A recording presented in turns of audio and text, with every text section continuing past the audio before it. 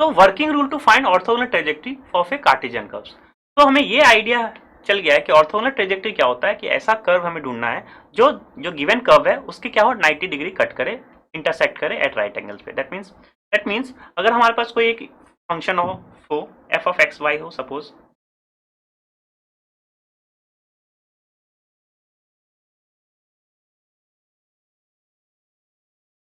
हमारे पास ये क्या है, एक कर्व की इक्वेशन है।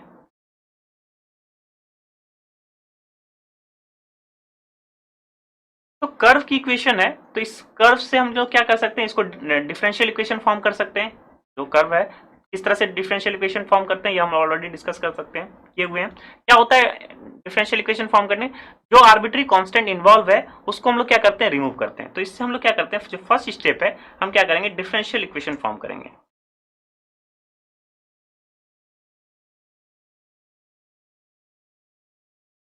आप एक तरह से इसका क्या कर सकते हैं, एल्गोरिथम समझ सकते हैं कि अगर आपके पास कोई फंक्शन है कि ऑर्थोगोनल ट्रेजेक्टरी निकालने के लिए सबसे पहला स्टेप क्या है, डिफरेंशियल इक्वेशन फॉर्म करना है। तो डिफरेंशियल इक्वेशन फॉर्म करना दैट मींस आर्बिट्री कांस्टेंट को क्या करना, रिमूव करना।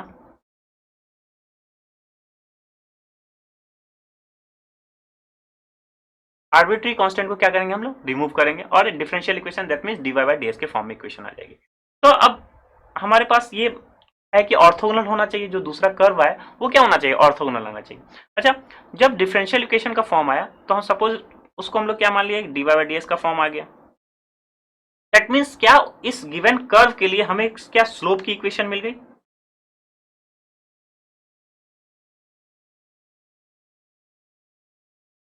हमें एक स्लोप मिल गई। स्लोप को हम लोग लेट मान लेते हैं, इसको क्या एक m1 है, m1 स्लोप मिल गई। अब हम ये जानते हैं कि जो और अगर दो कर्व्स एक दूसरे को 90 डिग्री पे कट करता है, दैट मीन्स अगर इसकी स्लोप m1 है और जिसकी जो कर्व्स हमें निकालनी है, suppose f dash x y निकालनी है, तो इसका स्लोप से अगर m2 इसका स्लोप है तो एक दूसरे को कट करती है। दैट मीन्स आपके पास होना चाहिए m1 m2 क्या होना चाहिए, -1 होना चाहिए। लिंकेज कर रहे हैं ऊपर से नीचे तक।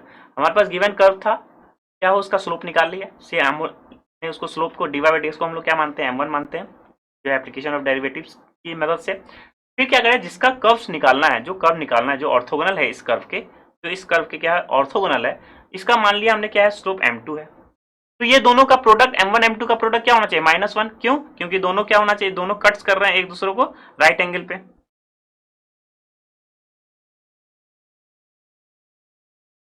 तो एक दूसरे को कट कर रहा है राइट एंगल्स में, दैट मींस m1 m2 क्या है, -1 है। तो यहां से अगर देखें तो dy बाई डी एक्स, अगर इसका स्लोप है m1, इसको हम लोग क्या लिख सकते हैं, -1 अपॉन m2 जो इसका स्लोप है, और -1 upon m2 that means -1 upon dy by D x. That means हम क्या रिप्लेस कर रहे हैं, करेंगे dy बाई डी एक्स की जगह माइनस dx बाई dy। ठीक है, हमने कर्व था उसका डिफरेंशियल इक्वेशन निकाला, डिफरेंशियल इक्वेशन को हम लोग रिप्लेस करेंगे dy बाई डी एक्स को माइनस dx बाई dy में, एंड देन फिर क्या करेंगे, अब हमारे पास डिफरेंशियल इक्वेशन हो जाएगा और उसको क्या करेंगे, हम उसको फाइंड करेंगे सॉल्यूशन को, उसके फाइंड करेंगे सॉल्यूशन को, जो इस टाइप का अलग कर्व आ जाएगा एफ डैश से एफ डैश एक्स वाई।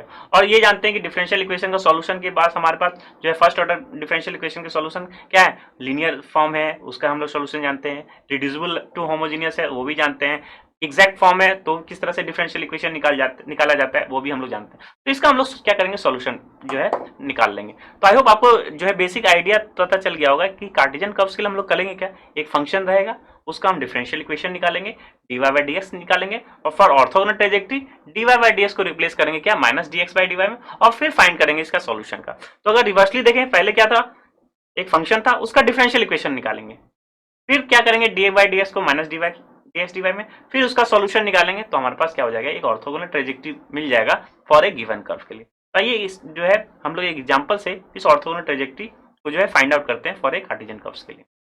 तो हमारे पास एक एग्जांपल है, क्या करना है, ऑर्थोगोनल ट्रेजेक्टरी फाइंड करना है for a given family of curves X Y equals to C. तो हमारे पास फंक्शन गिवन है, एक्स वाई कार्टेशियन कर्व भी गिवन है, तो हम क्या करेंगे, इस सबका सबसे पहले इसका डिफरेंशियल इक्वेशन जो है फॉर्म करेंगे।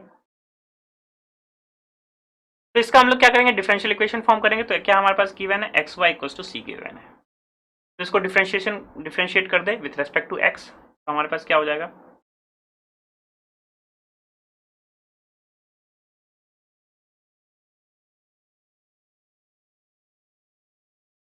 तो y plus x d Y by D x equal to 0 हो गया। तो यहाँ से d Y by D x की वैल्यू क्या हो गई,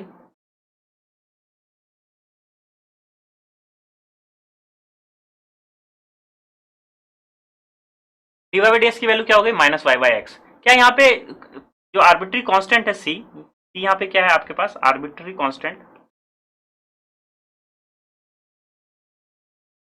क्या वो इन्वॉल्व नहीं है d Y by D x में, मीन्स ये आपका क्या है डिफरेंशियल इक्वेशन। अगर यहाँ सी भी इन्वॉल्व होता तो हम सी को क्या करते हैं, एलिमिनेट करते हैं with the help of X Y equal to C, लेकिन यहाँ सी ऑलरेडी क्या है रिमूव हो चुका है, तो ये हमारे पास क्या है एक डिफरेंशियल इक्वेशन का फॉर्म हो गया। तो नाउ फॉर ऑर्थोगोनल ट्रेजेक्टरी हम क्या रिप्लेस करते हैं, D Y by D x को minus D x by D Y. तो स्टेप टू में हम लोग क्या कर रहे हैं, फॉर ऑर्थोगोनल ट्रेजेक्टरी फाइंड करने के लिए तो D Y by D x को रिप्लेस कर देंगे minus D x by D Y. So आपके पास जो इक्वेशन है ये क्या हो जाएगा, डी वाई डी एक्स की जगह minus D x by D Y. तो देयरफॉर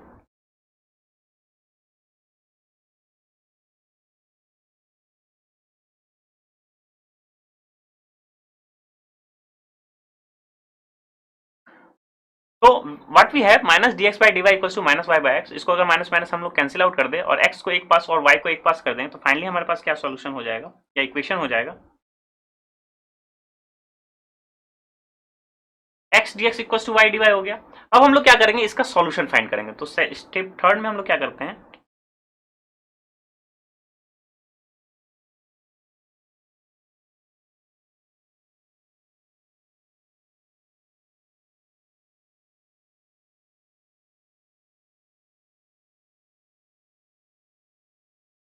तो स्टेप थर्ड में क्या करेंगे, फाइंडिंग द सॉल्यूशन। तो सॉल्यूशन फाइंड करने के लिए क्या करेंगे, इस तो सिंपल जो डिफरेंशियल इक्वेशन है इसको हम लोग क्या कर ले, इंटीग्रेट कर सकते हैं। और ये क्या है, वेरिएबल सेपरेबल लगा सकते हैं यहाँ पे हम लोग,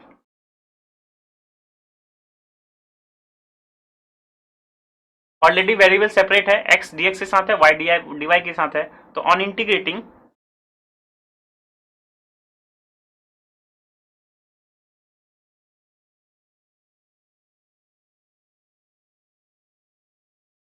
तो ऑन इंटीग्रेटिंग हम क्या करेंगे, integration of x d x equal to integration of y d y. जब इंटीग्रेट करते हैं तो क्या होता है, एक कॉन्स्टेंट ऑफ इंटीग्रेशन हम लोग ऐड करते हैं जिसको हम लोग प्लस सी कहते हैं। तो एक्स का इंटीग्रेशन क्या हो जाएगा, X square by two and this is Y square by two and this is plus C. तो इसको थोड़ा सा हम लोग एक साथ ले आए तो ओवरऑल हमारे पास क्या हो गया, equation of family of curves.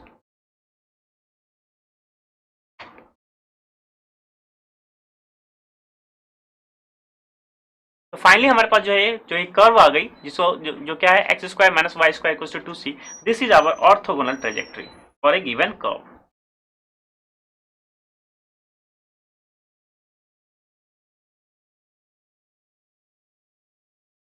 जहाँ ये सी क्या है, आर्बिट्री कांस्टेंट है, इसको सी को हम लोग कैपिटल C1 भी आप ले सकते हैं क्योंकि प्रीवियस सी से आप जो है इसको मैच मत करने की कोशिश करिए। This is capital C1 another constant जो है जो गिवन कर्व था उससे क्या है कि अनदर कांस्टेंट है।